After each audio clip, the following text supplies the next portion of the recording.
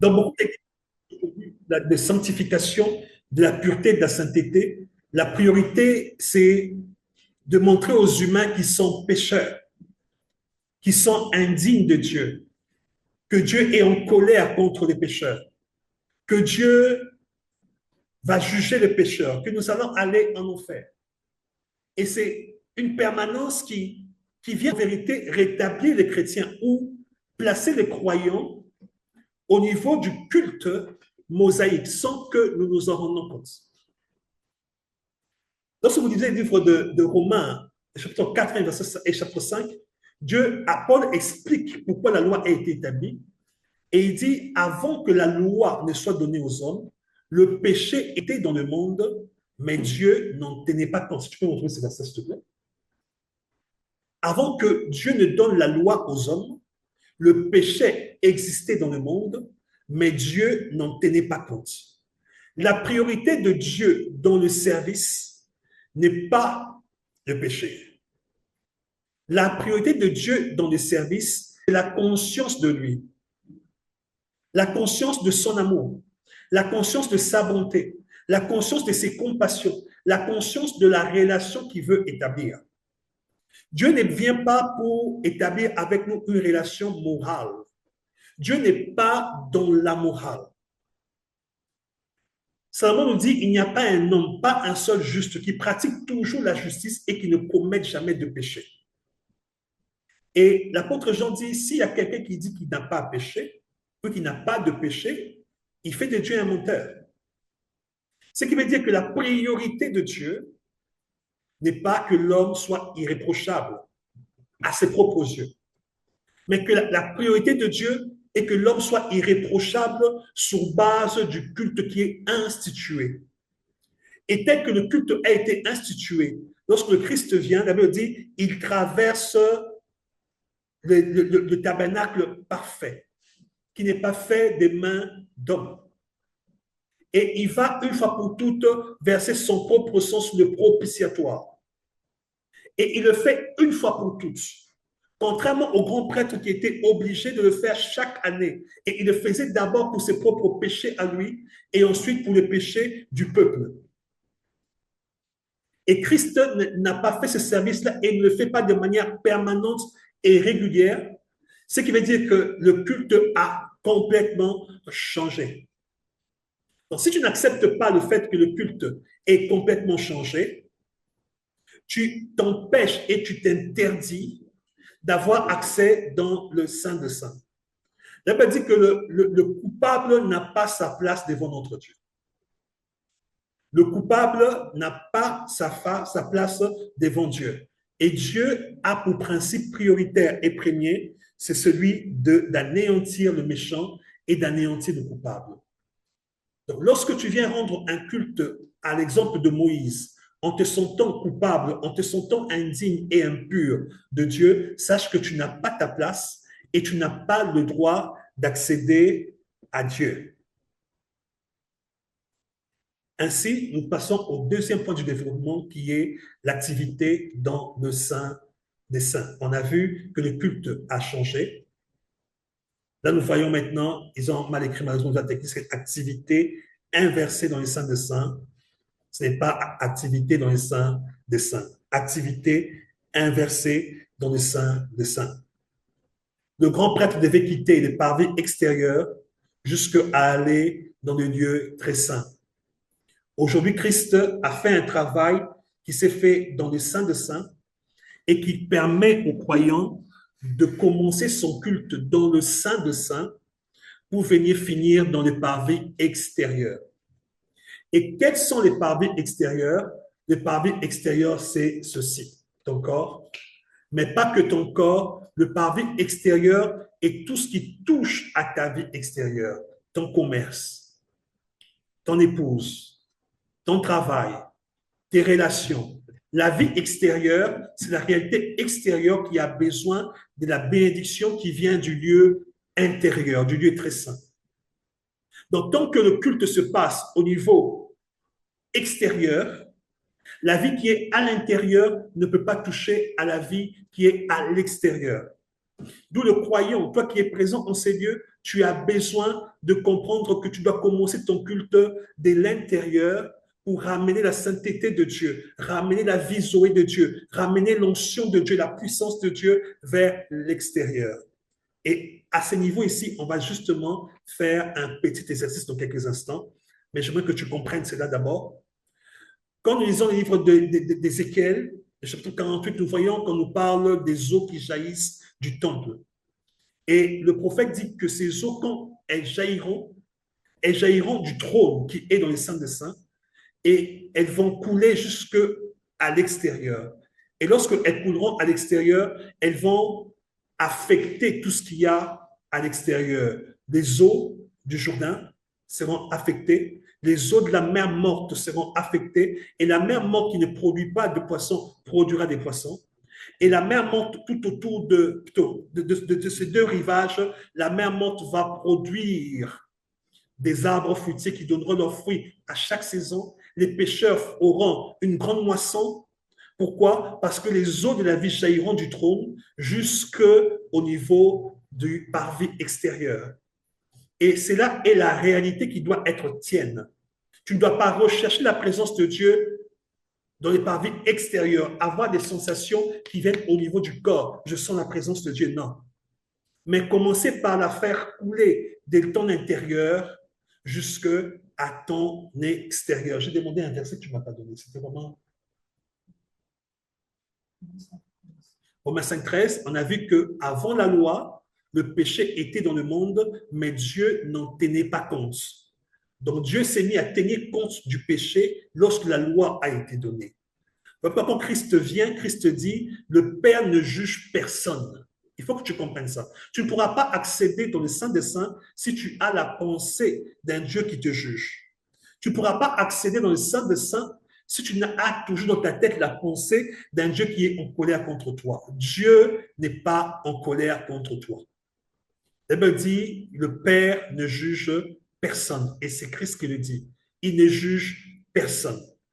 Il a remis tout jugement au Fils.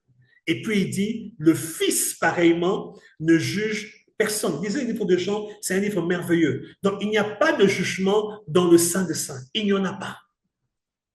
Il faut que tu acceptes cette vérité-là, que tu comprennes qu'il n'y a aucun jugement pour toi, il n'y a aucune condamnation pour toi. Et Romains 8 nous dit, il n'y a maintenant aucune condamnation pour ceux qui sont en Christ. Il n'y en a pas. Donc, quand on va faire l'exercice pour entrer, j'aime pas dire entrer, pour réaliser que nous sommes dans le Saint des Saints, pour que le Saint des Saints demeure en nous, tu dois enlever toute pensée que tu es indigne de Dieu. Je me rappelle quand je fréquentais encore une église de la place, en pleine Sainte-Seine, il y avait une dame qui était là. Bon, une jeune dame, elle était présente. Et elle a pris le pain. Quand elle a pris le pain, elle a pris le vin et elle s'est rappelée, elle a crié en lingala, hé, Nabosani, elle a crié en plein culte. Hein, donc, j'ai oublié, j'ai commis l'impudicité hier. Donc, pour elle, comme elle avait commis l'impudicité la veille, elle n'avait pas le droit de manger le corps de Christ et de boire le vin. Or, celui qui a institué la Sainte Seine nous dit que la Sainte Seine a été donnée pour les péchés. Donc, quand la Bible dit que nous devons nous examiner nous-mêmes et discerner le corps et le sang, la Bible ne veut pas dire que tu ne dois pas manger la Sainte Seine parce que tu as péché. Non, la Sainte Seine est donnée pour les péchés. Donc, si je reconnais que je suis dans un péché, quand je mange le corps de Christ, et je bois le vin qui est le sang du Christ, je le fais en mémoire de lui. Le sang me purifie, mais le corps est l'image du péché qui a été enfermé dans la chair du Christ. Donc, c'est l'offrande de son corps qui nous sauve et c'est l'offrande de son sang qui nous lave. Donc, celui qui commet un péché ou qui est conscient d'un péché permanent, quand il prend le pain et il prend le vin, en réalité, il est en train de renouveler l'alliance. Il est en train de rappeler à Dieu, voici, je ne suis plus sous l'ancienne alliance et j'ai la liberté d'avoir accès à toi. Si Steve peut nous aider rapidement, je crois que c'est Zacharie 4 qui nous dit que tu auras accès à mes parvis, tu garderas mes parvis. Oui, rapidement. tu auras accès à mes parvis, tu garderas mes parvis, et ceux qui sont devant toi, ceux qui sont assis devant toi, ce sont des hommes qui serviront des signes, et je leur donnerai accès en ces lieux. Ils auront la liberté d'entrer et de sortir. Donc, dans l'Ancien Testament, déjà, quand on annonce la venue du Christ, Dieu nous montre et nous fait comprendre que la liberté d'accéder, 3:7. Je peux lire rapidement, permettez-moi de lire, Zacharie 3:7. Il lui dit que ceux qui sont assis devant toi sont des hommes qui serviront de signes, disons au nom du Seigneur.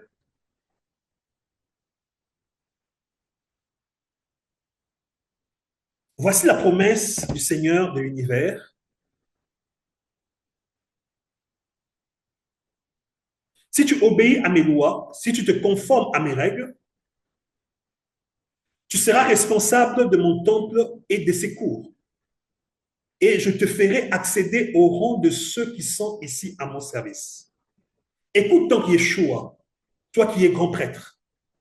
Or, il est notre grand prêtre. Écoutez également, vous les prêtres, ses compagnons. Ça veut dire que nous sommes un royaume de sacrificateurs.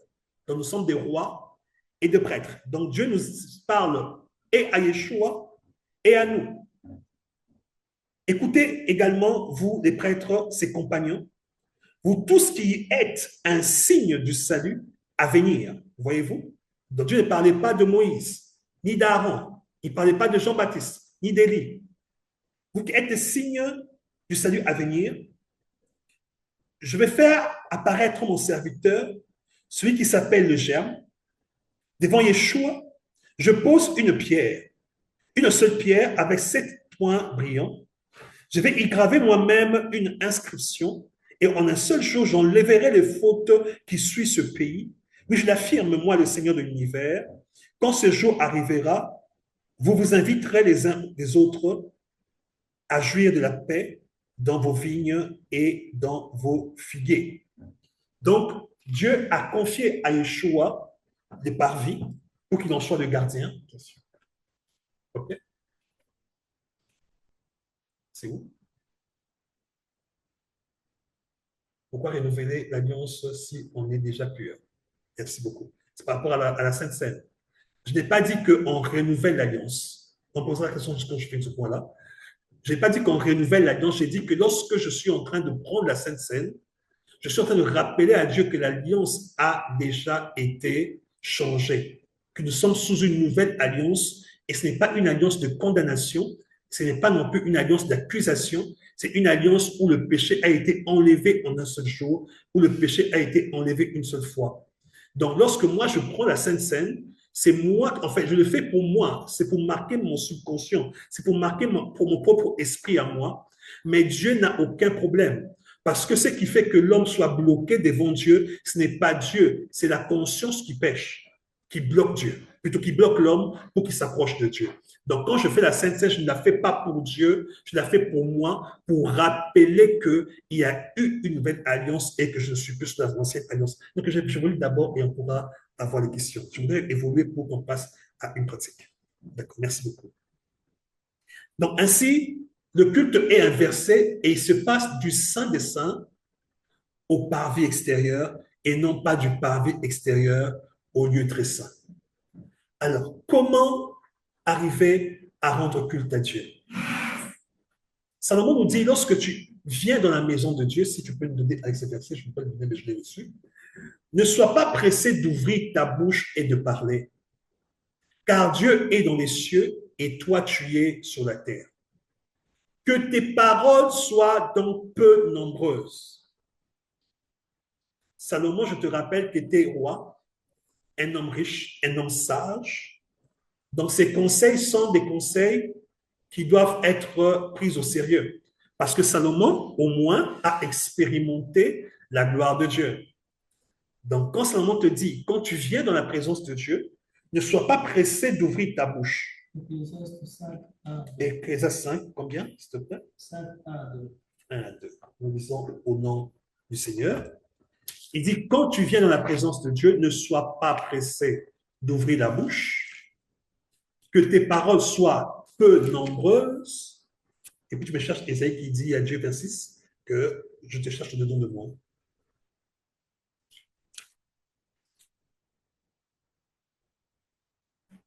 Ecclésiaste 5, 1 2 dit, ne te rends pas à la légère dans la maison de Dieu.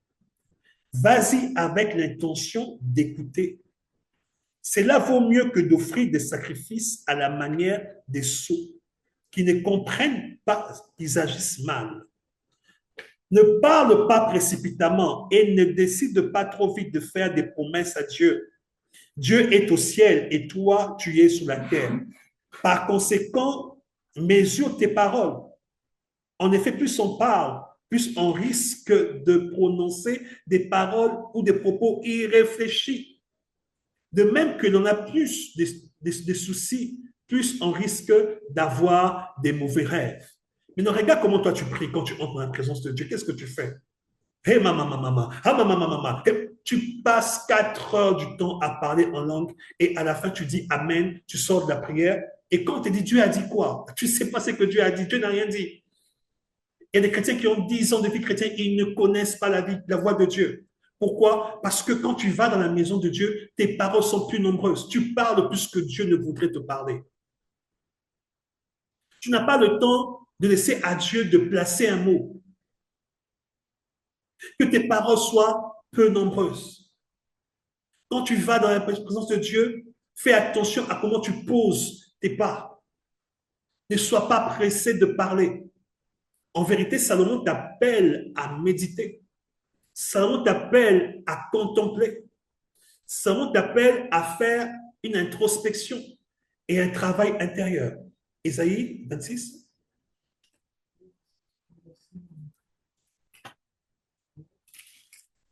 Bon. 9.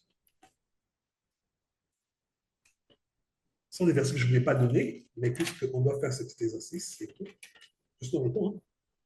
Hein? Ok. 26, 9. Pendant la nuit, moi aussi je te désire. Je désire ta présence. Au fond du cœur, je te cherche. Quand tu appliques aux humains des sentences que tu as prononcées, alors les habitants du monde apprennent à se conduire comme il faut. Ésaïe dit à Dieu, mon esprit te cherche au-dedans de moi, pas en dehors de moi.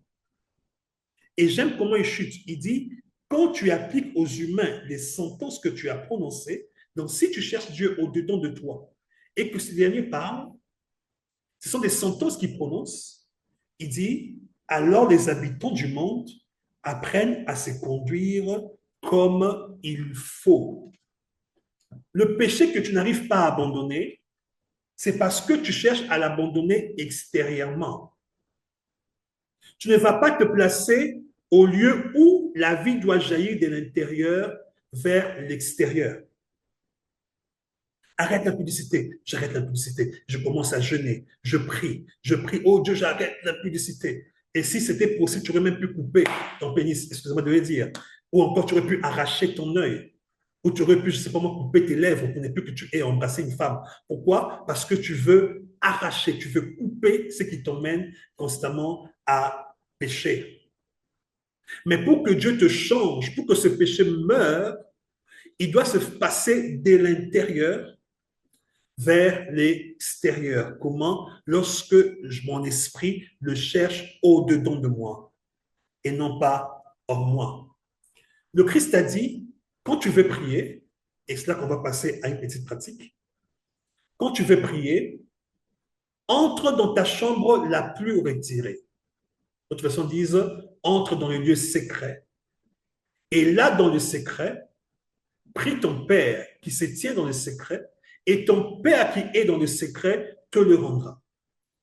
J'ai toujours posé la question aux fidèles de l'Église, si vous partagez une chambre à 3, à 4, et que tu veux prier, tu vas te retirer où?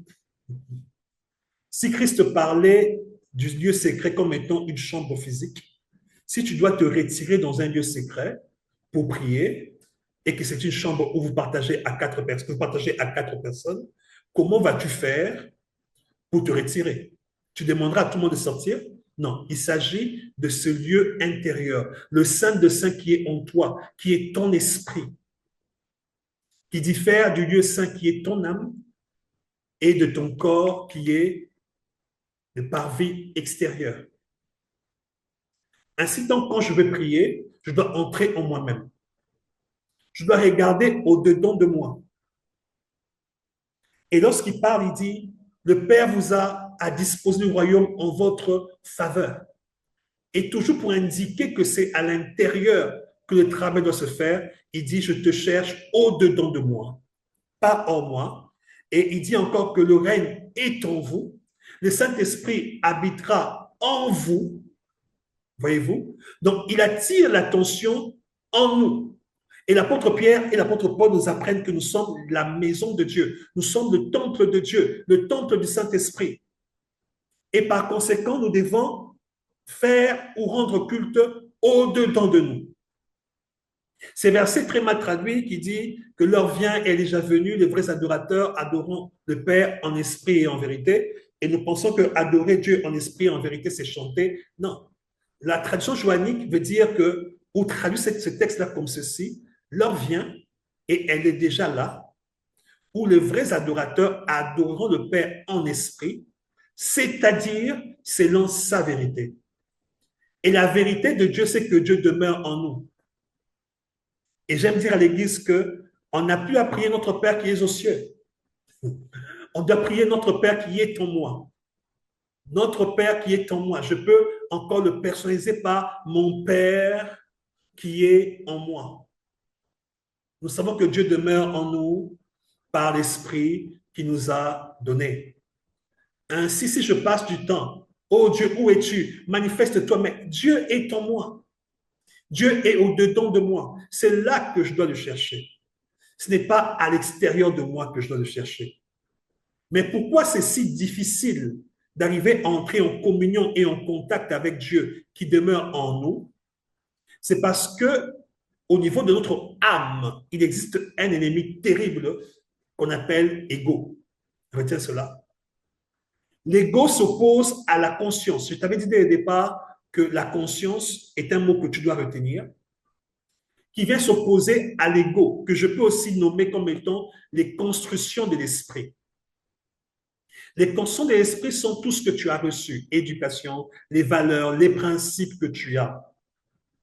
Ça fait ce qu'on appelle une base qui t'identifie comme étant un individu séparé des autres. C'est la même chose avec l'ego.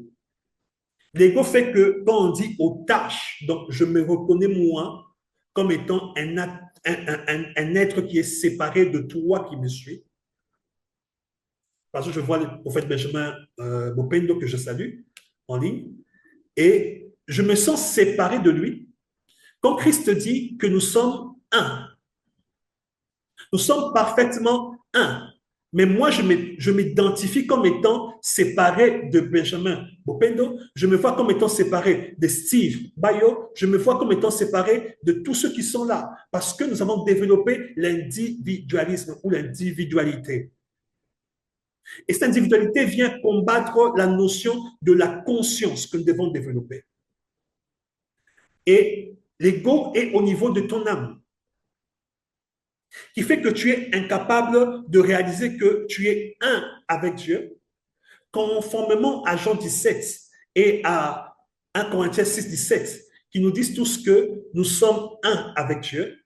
Et 1 Corinthiens 6, 17 nous dit que celui qui s'attache au Seigneur est lui avec le Seigneur un seul esprit. Tu as payé 25 dollars pour être là.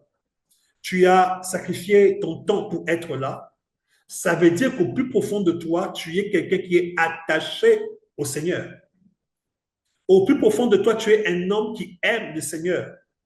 Et tu veux savoir comment est-ce que tu peux marcher avec le Seigneur. Ceci veut dire que tu es un homme pieux, un homme qui est attaché à Dieu. Et par conséquent, tu es avec lui un seul esprit. On n'a pas dit une même âme. Tu es un seul esprit avec lui. Mais ce qui t'empêche d'en prendre conscience, c'est le fait que tu as un ego au niveau de ton âme et enfin, tu as un corps physique. Suis-moi très bien parce que c'est la pratique déjà que nous commençons. et tu as un corps physique. Ce corps physique est une illusion qui te ferait croire que tout n'est que matière, tout n'est que matériel, ta force est limitée, que tu es enseignant, tu ne peux pas affecter ce qui se passe en France, tu ne peux pas contrôler les choses, que tu n'es qu'une femme, tu n'as pas de soutien, tu n'as pas un protecteur, tu n'as pas de relation, le mensonge du corps, tu n'as pas la beauté qu'il faut pour plaire à cet homme, tu n'as pas la taille qu'il faut pour plaire à cette femme, l'illusion du corps. Que je suis un être humain, comment je peux faire marcher un paralytique, l'illusion du corps. Alors, qu'est-ce qu'on peut faire ou que doit-on faire déjà à ce niveau ici pour parvenir à développer cette conscience qui fait que tu ne te sentes plus séparé de Dieu? C'est que tu dois commencer, et là où tu es, tu peux déjà le faire, tu vas commencer par entrer en toi-même. Tu peux le faire les yeux fermés ou les yeux ouverts, peu m'importe. Mais si tu es capable d'entrer en toi-même un moment, mais si tu n'es pas habitué, ferme tes yeux, entre en toi-même un moment, j'ai besoin de 5 secondes, donc tu mets le chrono.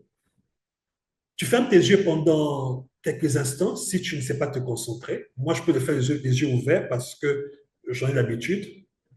Mais pour t'aider aussi, je ferme les yeux aussi.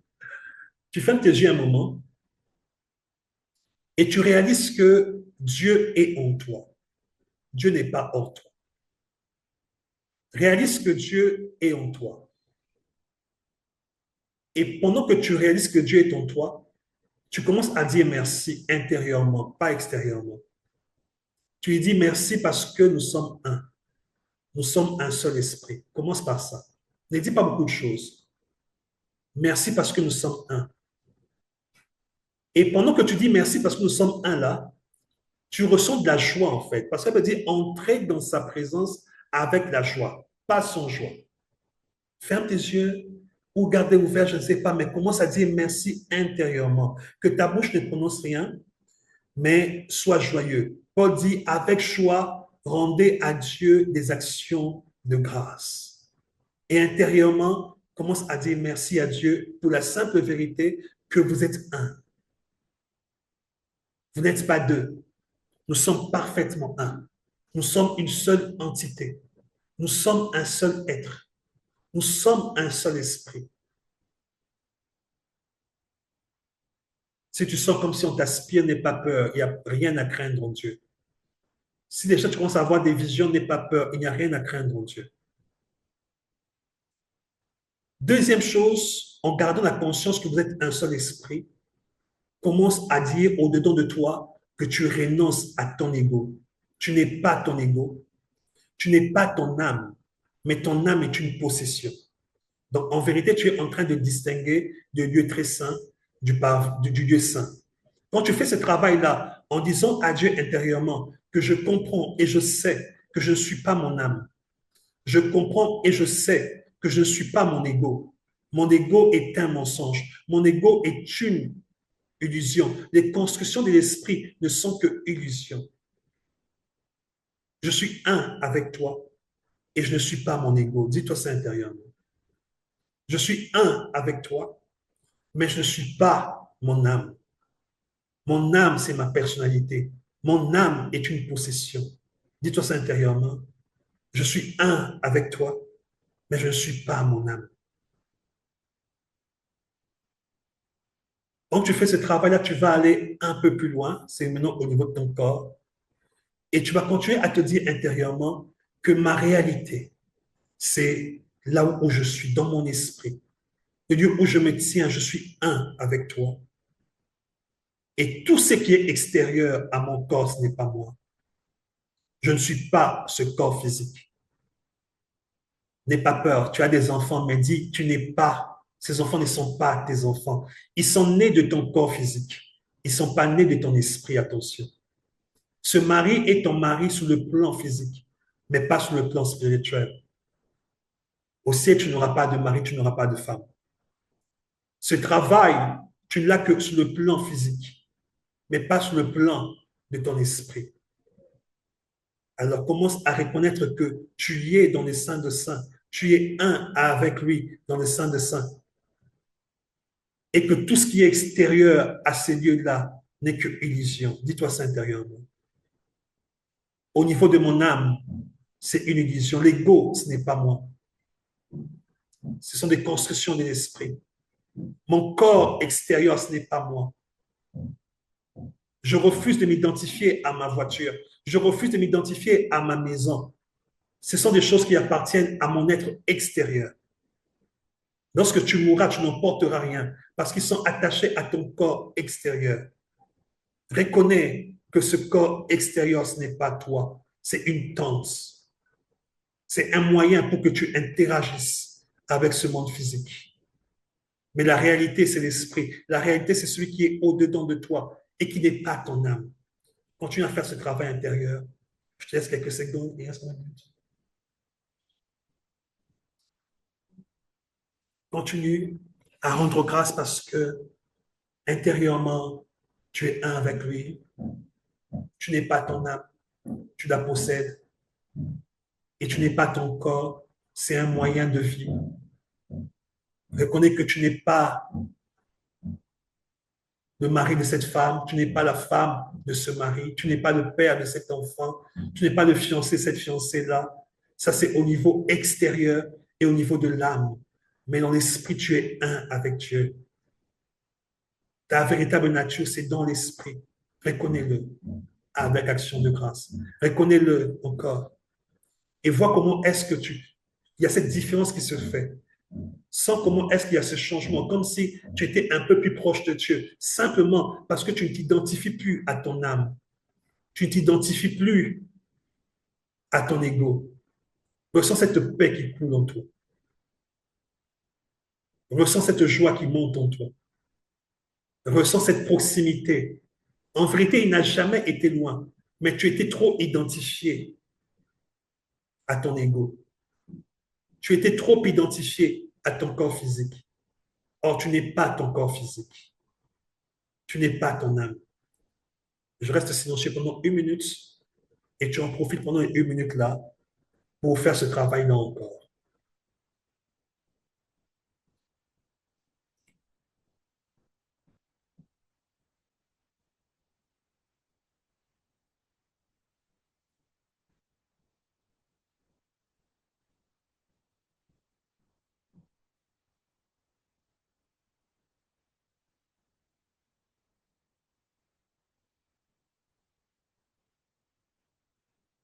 Je pense que c'est bon. Amen. Tu peux ouvrir tes yeux. Qui peut me dire ce qu'il a pu expérimenter en termes de conscience? Je vois que tu as pratiqué aussi. Tu as expérimenté quoi? Quelqu'un peut nous dire en commentaire, y a-t-il une différence? As-tu pu entrer simplement? Y a-t-il des commentaires à ce sujet? Ils reviennent. Quelqu'un a expérimenté quelque chose? Quelqu'un a pu accéder? C'est aussi simple que ça parce que c'est le troisième point. Paix intérieure. Qui d'autre? Qui peut nous témoigner ce qu'il a expérimenté durant ces instants? C'était que 5 minutes, hein? Des fois, je fais ça pendant 3 heures, pendant 1 heure, pendant 10 minutes. Et c'est conseillé de faire un travail intérieur au moins pendant 20 minutes. Une prise de conscience plus profonde. C'est qui me dit ça? Ok. Prise de conscience plus profonde. Qui d'autre? Paix intérieure. Oui. Narcisse, un très grand calme. Un très grand calme. Je ne sais pas si c'est ce qu'on appelle paix. Ok. Isaac Denis, une paix. Pas de force de paix. Isaac Denis, Oui. une paix. Oui. Je me suis senti légère. Fanelli, je me suis senti légère, comme dépouillée de superflu. Ok. Noël Chilo, un appel à la conscience et à la séparation de l'âme et l'esprit. Ok. Claire, l'impression de ne plus être la même personne. Pas de force de paix. Claire, oui. L'impression de ne plus être la même personne en revenant. Ok. Fatigue, paix intérieure. Ok. Ok, on peut déjà progresser, on prendra les autres commentaires après. Donc, tu vois que Entrer dans le Saint des Saints n'est pas si compliqué, c'est pas magique, c'est pas des gymnastiques. Il faut d'abord danser, taper de mains, sautiller, crier Dieu, tu es où? Non, il ne s'agit pas de. J'aime la chanson d'Exo qui dit pas besoin de crisper. J'aime cette chanson-là. Il dit louer c'est facile, juste aimer son nom et son Esprit Saint. Donc il ne s'agit pas de s'agiter, non. Oui. Et la paix que tu ressens là, la paix que tu as ressentie est l'héritage que tu as reçu de Christ. Christ dit, je vous laisse ma paix. Je vous donne ma paix. L'héritage de Dieu en Christ, c'est la paix. Un chrétien qui manque de paix ne peut pas avoir des victoires. Ésaïe 30, à partir du verset 15, nous dit, c'est dans le calme et la confiance que sera votre force. C'est en vous tenant tranquille que vous serez sauvés. Or, le Saint de Saints est un lieu calme. On peut tous y entrer et personne ne voit personne. Mais on est tous là-dedans. Et chacun a une relation directe avec Dieu. Pourquoi? Parce que c'est un lieu calme. C'est un lieu de sérénité. C'est un lieu de tranquillité. On n'y entre pas dans l'agitation. On n'y entre pas pour que l'activité humaine se fasse. L'activité humaine, c'est au niveau de l'âme et du corps et non pas au niveau de l'esprit. Donc là, tu es entré très facilement dans le Saint de Saints. Le calme que tu ressens, la séparation que tu ressens. Et je pense que plus les minutes passent, plus tu sens un changement intérieur. Certains peuvent témoigner de cela, je pense, si tu l'exprimes ou pas. Je voyais un être en lumière marcher, je ne voyais que ses pieds. Je voyais un être en lumière marcher et je ne voyais que ses pieds. Donc, il y a des gens entre. Il y a quelqu'un qui vient dire qu'il voyait un être de lumière marcher et il ne voyait que ses pieds. Daniel Matepe. Ce qui veut dire que Daniel a un don de vision particulier. Je ne dirais pas que tu es prophète, mais je peux déjà te dire que tu as un don de vision particulier. Je peux déjà te dire que quand tu arrives entre le Saint de Saints et de voir aussi facilement, tu as un aspect du prophétique. Mais je n'ai pas dit que tu étais prophète. Il ne faut pas me faire dire ce que je n'ai pas dit. Le calme que tu as ressenti, tu dois le développer. Tu dois être pressé quand tu veux commencer de prier, de commencer d'abord par entrer au-dedans de toi. Là, tu vas entendre, là, tu vas savoir et tu vas progresser. Nous passons au troisième point parce qu'on a expérimenté. Nous passons au troisième point. Rapport entre Christ, plutôt espérance, élément de la foi dans le très saint. Espérance, élément de la foi dans le lieu très saint. Et pour ça, nous lisons Hébreux 6, de versets 19 à 20. J'espère que ces instants sont bénis pour toi. J'espère que quelqu'un est béni aujourd'hui par ce que nous apprenons. Et par la grâce de Dieu, nous aurons d'autres séances comme celui-ci. Nous annonçons déjà qu'en décembre, il y aura une autre conférence. Celle-là sera gratuite. Je peux lire ce que quelqu'un a dit. Oui. Ah, faut que tu vois, s'il te plaît. Patrick, Oui. je me voyais dans l'eau sans matière, OK. entre parenthèses corps, entrant et sortant de l'autre côté d'une baleine. OK. Hébreux 6, versets 19 à 20. Les questions, n'oubliez pas qui ont été posées. Quand je fais ce point ici, on pourra prendre des questions. Hébreux 6, 19 à 20. La Bible dit, cette espérance est pour nous comme l'encre de notre vie. Elle est sûre et solide et pénètre à travers le rideau du temple céleste jusque dans le sanctuaire intérieur. C'est là que Yeshua est entré avant nous et pour nous, car il est devenu grand prêtre pour toujours dans la tradition de Melchisédek. Yeshua est entré quelque part et il est entré comme un précurseur et il est entré pour nous. Et il est entré, la Bible dit, il est allé au-delà du voile. Quel ce voile-là? C'est le voile qui séparait le lieu saint du lieu très saint. Je n'ai pas voulu trop m'attarder sur le lieu saint, expliquer ce qu'il y avait parce que ça me prend beaucoup de temps. Mais quand vous lisez Hébreux 9, vous voyez tous les détails qu'il y a au niveau du lieu saint. Alors, je disais que Yeshua est allé au-delà du voile et il est allé pour nous. Et lorsqu'il y entre, ça veut dire qu'il nous accorde une espérance. Cette espérance-là est comme une encre qui est placée de manière sûre au-delà du voile. À quoi sert l'encre? Lorsqu'on jette l'encre d'un bateau dans l'eau, l'encre vient stabiliser le navire. Peu importe son poids, peu importe sa puissance, lorsque l'encre est jetée, le bateau ne peut plus bouger. Le bateau ne peut plus avancer et il ne peut plus non plus reculer. Parce que l'encre a été jetée. Et nous avons une espérance, souvent nous disons Christ en nous, l'espérance d'avoir part à la gloire de Dieu. Alors le même Christ, la Bible dit, il nous a donné sa gloire. Jean 17, il dit, je leur ai donné la gloire que tu m'as donnée. Ainsi, nous avons une espérance, celle d'avoir part à la gloire de Dieu. Et cette espérance-là n'est pas placée dans ton église locale. Parce que j'ai dit ici tout à l'heure au début qu'il y a un seul lieu de culte, il n'y en a pas deux. Autant que Dieu avait interdit à Israël d'avoir plusieurs lieux de culte, il y avait un seul autel, il y avait un seul temple, et c'est là que tout le monde devait venir offrir à Dieu. Mais malheureusement, plus tard, il y avait eu de hauts lieux dans tout Israël, et c'est pour ça que Dieu avait frappé le peuple et ils étaient allés en captivité. De la même manière, il y a plusieurs églises locales, mais il y a une seule église universelle. Et toutes ces églises locales-là, quand nous nous réunissons en culte, le but n'est pas d'avoir accès à la chair physique. J'ai déjà vu comment est-ce qu'on place des chairs dans les églises. Vous allez voir, on fait des cérémonies pour placer un morceau de bois ou un morceau de vitre en oint d'huile la chair. La chair de l'ADP n'a pas été oint d'huile, on l'a placée comme ça. Mais malgré ça, on a des miracles, Dieu agit.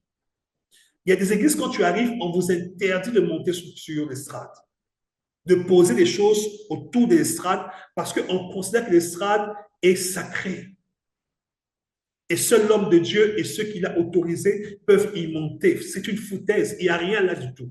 Il n'y a absolument rien. Mais parce que vous y accordez une certaine sacralité, vous créez un égrégore, vous créez en fait une énergie spirituelle autour de votre chair et de votre estrade, pendant que le véritable lieu où Dieu vous attend, dans vos églises locales et dans vos maisons, c'est dans les saints de saints. Donc, chaque conducteur de culte, chaque personne qui vient participer au culte vient en vérité pour accéder au seul lieu où le culte doit être rendu de manière spirituelle, et c'est dans le Saint de Saints. Bien que nous avons plusieurs églises locales. Aussi, pour que la foi se manifeste, la Bible définit la foi comme étant, la foi est une ferme assurance de choses que l'on espère. Donc, l'espérance est un élément de la foi. Dieu permet de prendre notre espérance. L'espérance du malheureux ne périt pas. Il prend l'élément appelé espérance, la nôtre, il la place dans les saints des saints, jusqu'à ce que la foi aille rejoindre ou devienne complète au niveau du saint des saints. Jusqu'à ce que je me sente suffisamment digne pour accéder au sein des saints, ou jusqu'à ce que je prenne conscience que je suis digne de ce Dieu qui est pur, qui est parfait, de ce Dieu devant lequel les anges n'osent pas lever la tête. C'est Dieu devant lequel des trônes tremblent. Quand vous parlez de trône, c'est un rang d'anges qui ne se lèvent pas. Ils sont remplis de puissance. Ils gouvernent les univers et le multivers. Mais devant l'éclat de Dieu, ces anges aussi puissants qui ont besoin de concentration se prosternent. Mais lorsque les fils des hommes parviennent à entrer dans le Saint des Saints, Eux, quand ils tremblent, Dieu leur dit, ne crains pas. Vous avez vu que vous avez pu accéder, vous avez eu la paix. Dieu a dit, ne crains pas, n'aie pas peur, approche. C'est le lieu où tu dois venir avec assurance. Approchez-vous du trône de la grâce avec assurance afin que vous soyez secourus dans vos besoins. Donc, c'est là-bas qu'on va, ce n'est pas devant le pasteur. À moins que le pasteur soit lui-même limité au niveau de la chair et de l'estrade. Mais le pasteur doit être capable d'accéder dans ce lieu-là et de t'y conduire. Mais il y a un élément en toi qui y est déjà, c'est ton espérance. Parce que lorsque nous croyons en Christ, chacun de nous reçoit une dose de foi, une fois pour toutes. Nous avons tous la foi quand nous croyons en Christ ou en Dieu par Christ. Et Dieu prend une partie, un élément de notre foi, il la place dans le Saint des Saints et c'est notre espérance. Et nous devons maintenant utiliser notre espérance pour rejoindre Christ en cet endroit-là. Comment? La foi est une ferme assurance de choses que l'on espère. Je ne dois plus espérer que je vais accéder au Saint des Saints. Je ne dois plus espérer que un jour je verrai la face de Dieu. Mais je dois en arriver à me dire, je suis digne d'accéder dans les Saints des Saints. Que dis-je? Je vis dans les Saints des Saints. Le Saint des Saints est ma demeure. Le Saint des Saints est le lieu où je vis. On a vu dans Zacharie 3 que Dieu dit à Yeshua que ceux qui sont assis devant lui sont des hommes des siècles à venir, du salut qui est à venir. Ils entreront et ils sortiront de son temple. Mais la pensée de Dieu n'est pas que tu entres et que tu sortes. La pensée divine est que tu demeures de manière permanente, pas de temps en temps, de manière permanente dans le Saint des Saints. Ta place est que tu sois permanent dans le Saint des Saints, pas que tu aies de temps en temps à en sortir. Pour ça, lisons les livres d'Apocalypse. J'aime ces passages. Apocalypse, le chapitre 3e.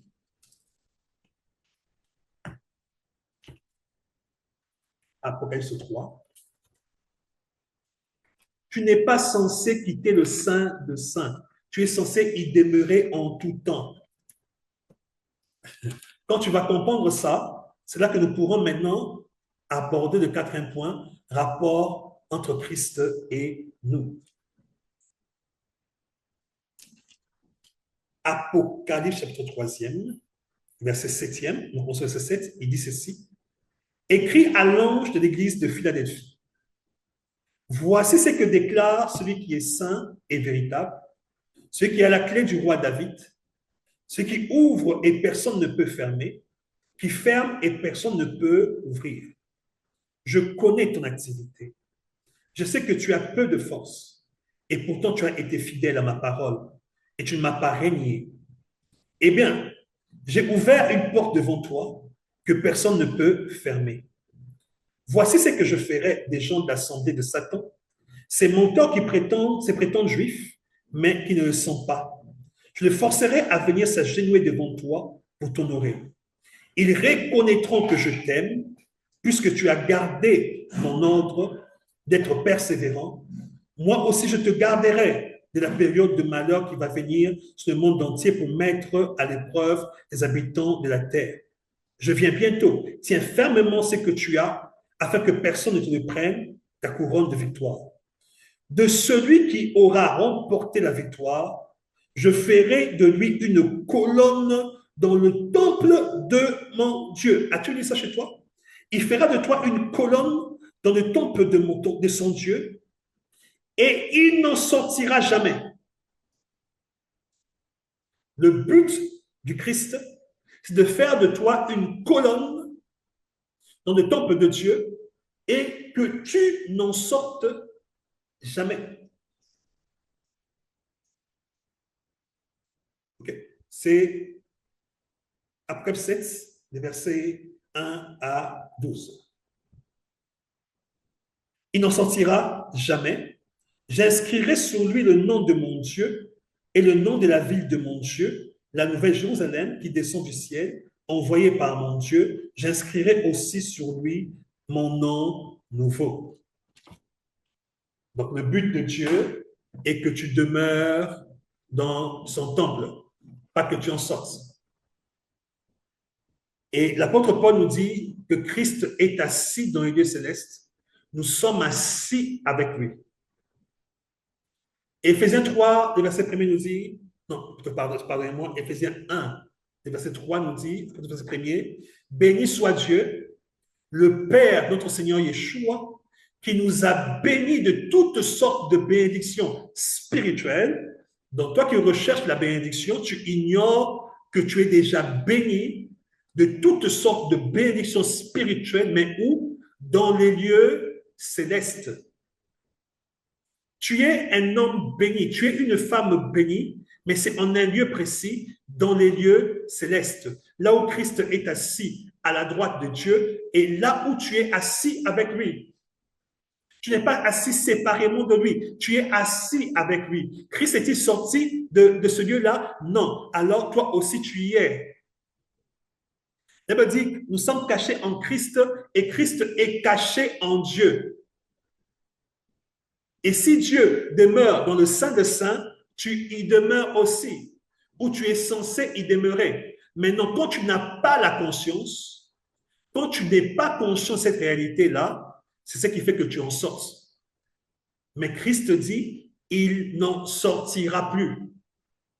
Je ferai de lui une colonne qui n'en sortira plus. Donc, tu es censé mener ta vie dans le lieu céleste ou dans le Saint des Saints. D'où le thème de la conférence, la vie dans le Saint des Saints. Ta place à toi est dans le Saint des Saints. Il n'est pas à l'extérieur, il est dans le Saint des Saints. Mais tu ne peux perdre la conscience du Saint des Saints que lorsque tu portes ton attention sur les choses extérieures. Colossiens 3, verset 1er dit ceci.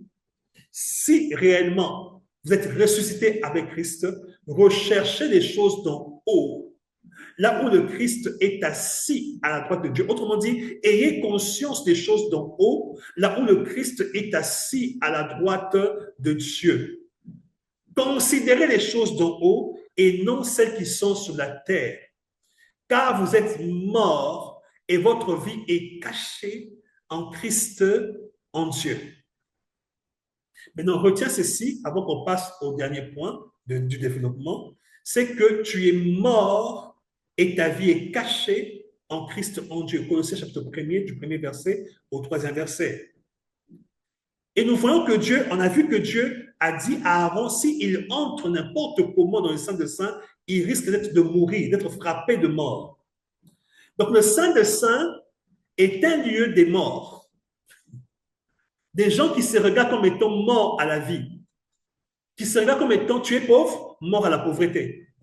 Te sens-tu faible, tu es mort à la faiblesse. Te sens-tu dépourvu, tu es mort à cela. Te sens-tu célibataire, eh bien tu veux te marier, alors c'est un lieu où tu es mort au célibat.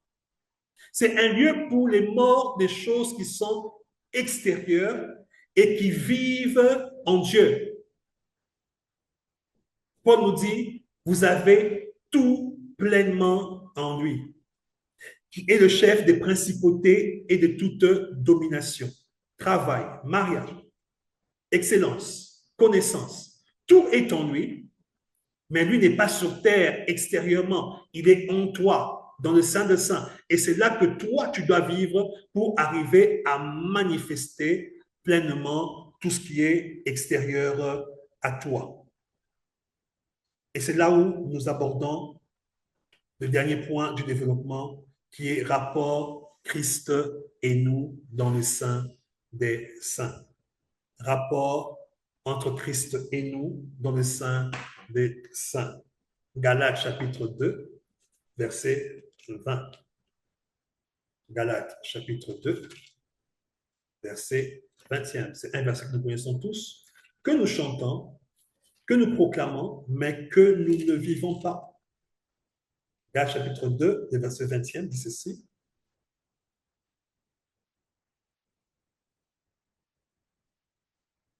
On peut commencer au verset 19. Or, en ce qui concerne la loi, je suis mort d'une mort provoquée par la loi elle-même, afin que je puisse vivre pour Dieu. J'ai été mis à mort avec le Christ. As-tu été mis à mort avec le Christ? Sur la croix.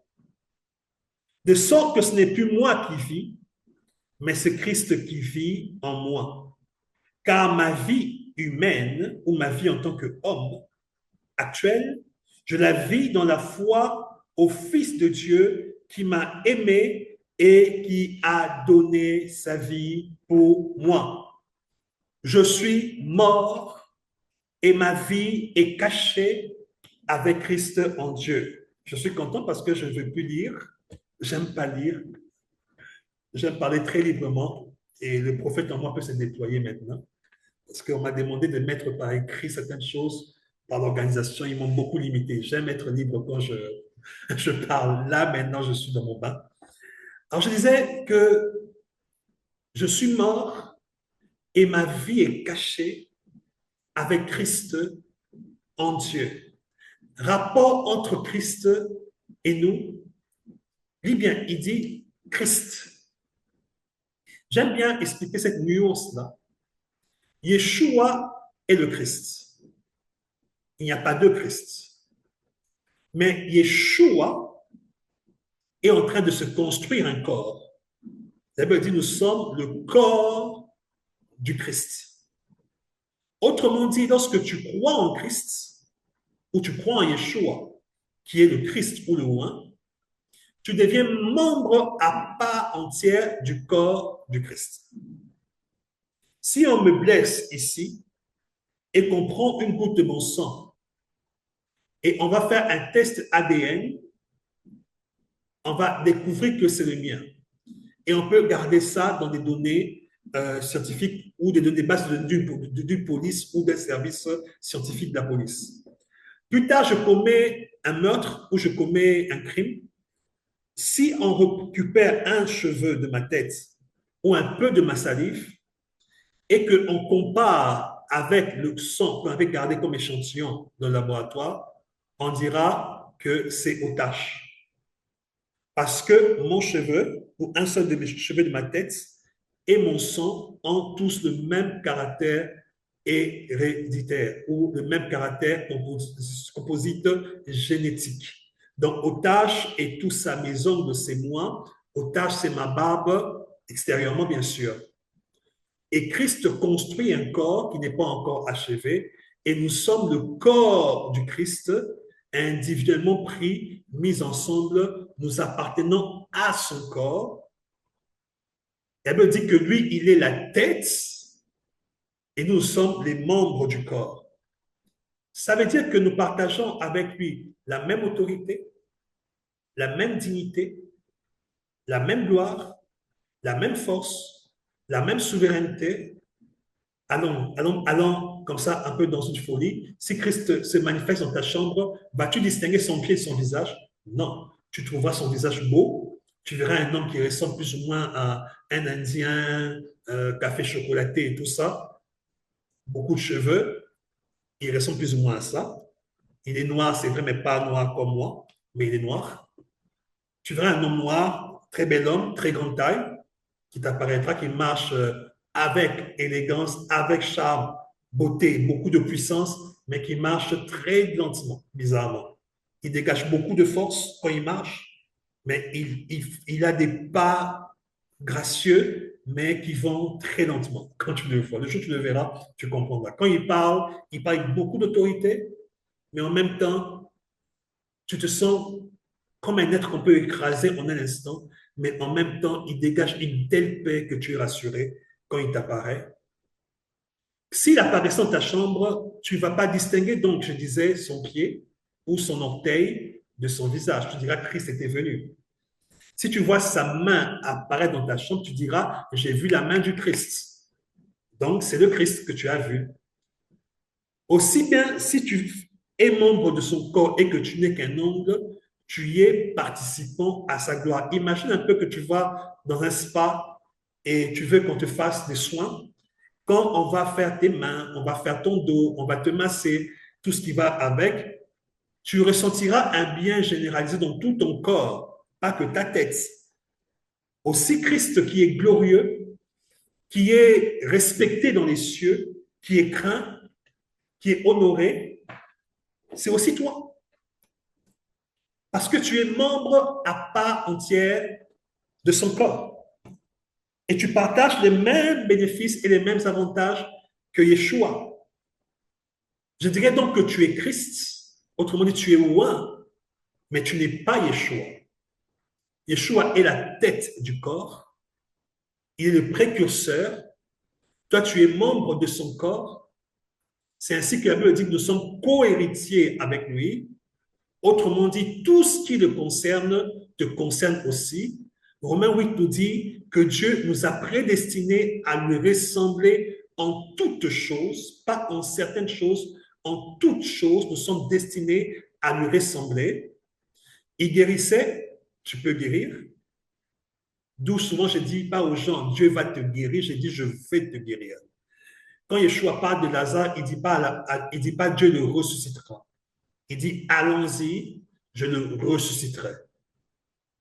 Quand on disait, si tu veux, je peux, mon fils va revenir à la vie, il disait, je le veux, je le veux, je le veux. Et les choses se faisaient parce qu'il était conscient de qui il était.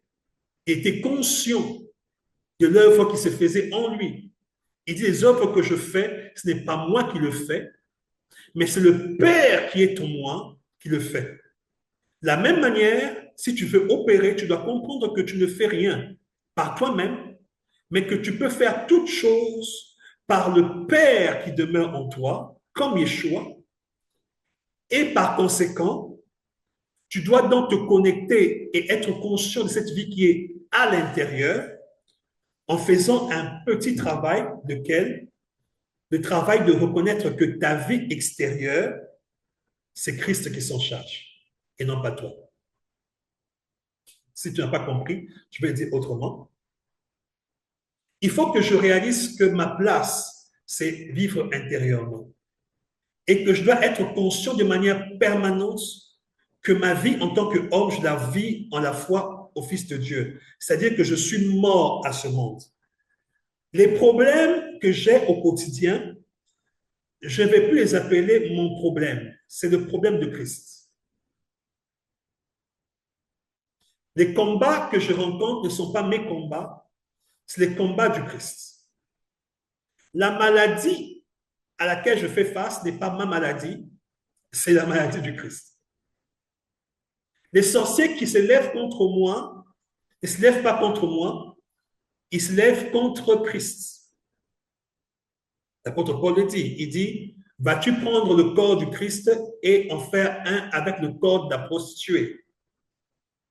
Je pense que je reste doctrinal. Les prophètes, les apôtres qui êtes là, les hommes de Dieu qui êtes présents, vous êtes là pour me censurer si je dis une erreur, une fausseté. L'apôtre Paul dit, ne savez-vous pas que vous êtes le temple du Saint-Esprit, vous êtes le corps du Christ, alors allez-vous prendre le temple de Dieu et en faire le temple de la prostituée, ou un seul corps avec la prostituée. Donc, mon corps extérieur, vu de Dieu, est une propriété et est un champ d'activité divin. Et c'est comme ça que je dois le voir.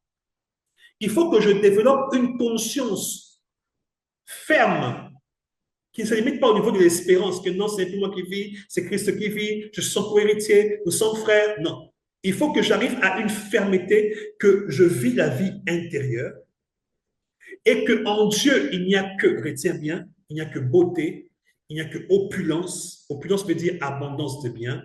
Il n'y a que prospérité, il n'y a que abondance, il n'y a que bonne santé.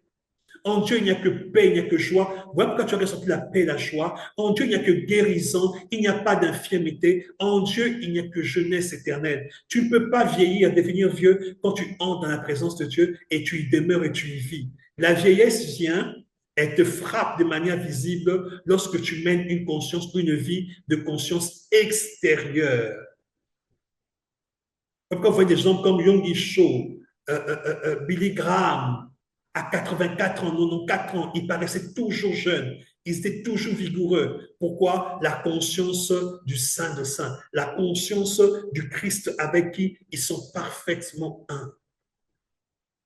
On va donc passer à un dernier exercice par rapport au rapport entre Christ et nous. Parce que le premier exercice était celui de renoncer ou de te séparer de ton ego, on l'a fait, et de ton physique extérieur, et de t'identifier comme étant un avec Dieu au niveau de ton esprit.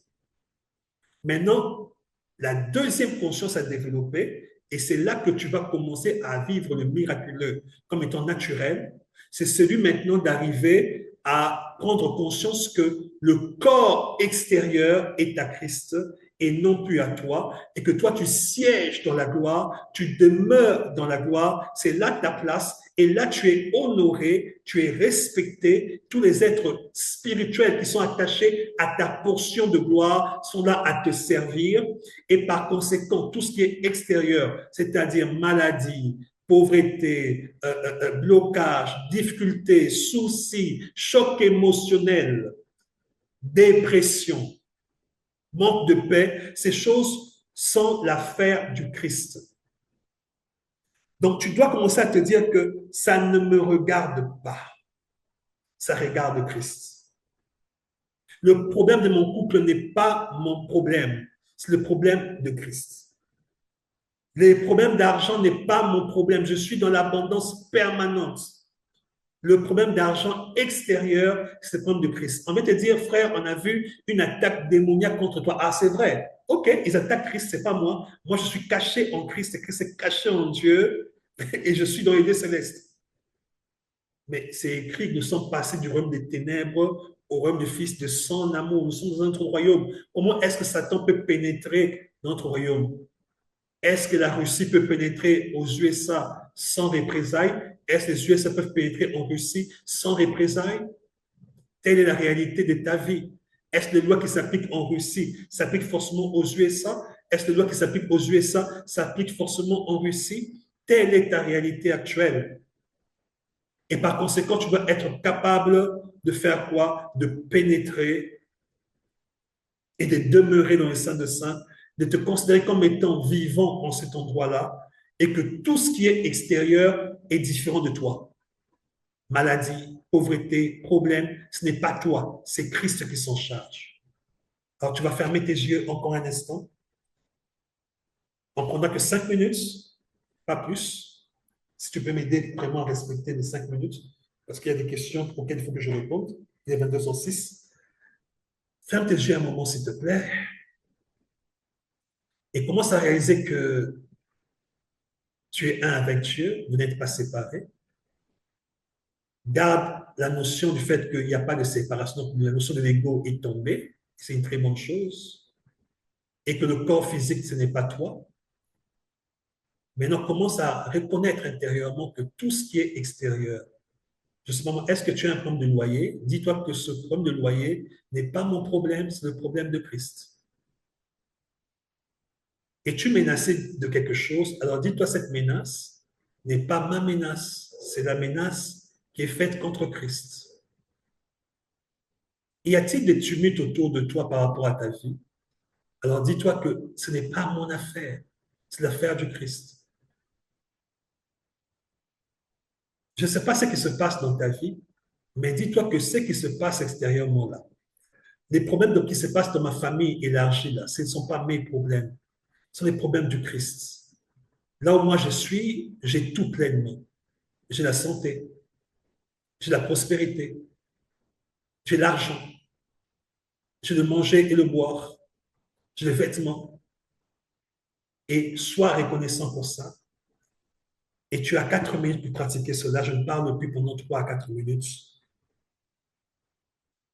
Pendant 3 à 4 minutes, prends le temps de faire ce travail-là de séparation entre l'extérieur et l'intérieur. Toi, tu es à l'intérieur et tu es un avec Dieu. L'extérieur, ce n'est pas ton affaire. L'extérieur, c'est le combat du Christ. Commence à le dire intérieurement et à rendre grâce pour la vie intérieure. Tu as 3 minutes pour cela maintenant.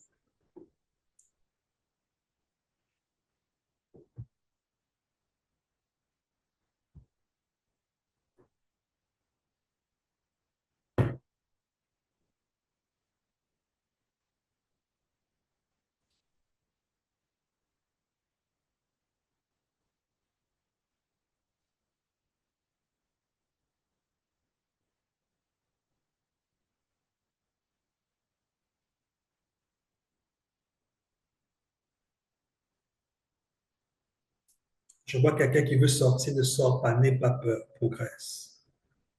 N'aie pas peur, progresse. Il n'y a aucune crainte en Dieu, progresse.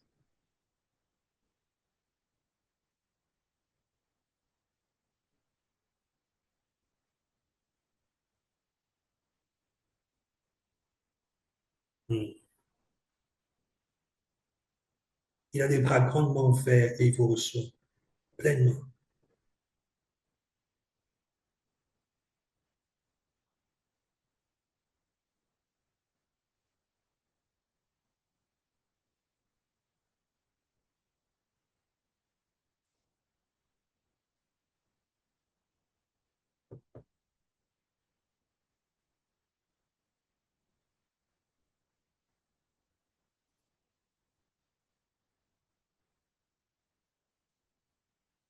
Voilà, c'est écoulé. Nos 5 minutes sont écoulées. Tu peux ouvrir tes yeux progressivement, mais garde conscience du lieu où tu es. Ne perds pas cette conscience-là. Avant que je n'aborde la conclusion, quelqu'un peut me dire ce qu'il a expérimenté. Comment te sens-tu maintenant par rapport à ce problème-là? Si quelqu'un était malade, je suis certain que la maladie a disparu et la douleur s'est estompée parce que tu as remis la maladie à Christ. N'oublie pas les commentaires de les lire. Tu as remis la maladie à Christ, certainement. Et donc la douleur là est censée disparaître. Ce n'est pas ta douleur, c'est la douleur de Christ. Il y a des commentaires s'il y en a. Bon, OK. Oui. Je voudrais avoir les 2 questions que tu avais là. C'était quoi les questions? Avant que je conclue. Si ils interviennent, tu me dis. C'est quoi les questions, s'il te plaît? Tu as oublié. Le temps que la technologie nous aide par rapport aux questions. Nous allons bientôt ouvrir des micros pour des questions s'il y en a. 2 ou 3 questions et puis on va chuter. On voudrait être respectueux de l'heure. Il nous reste plus ou moins 20 minutes. Est-ce qu'on peut faire rapidement? Des questions? Comment faire ce travail intérieur? Reste tout le monde. Je prends le téléphone. Merci beaucoup. Si on a conscience d'être dans le sein de saints, alors est-il nécessaire de demander pardon pour nos péchés, comme on le fait souvent dans nos cultes? Tu n'as pas besoin d'attendre d'entrer dans le sein de saints pour demander pardon par rapport à tes péchés. Les pardons des péchés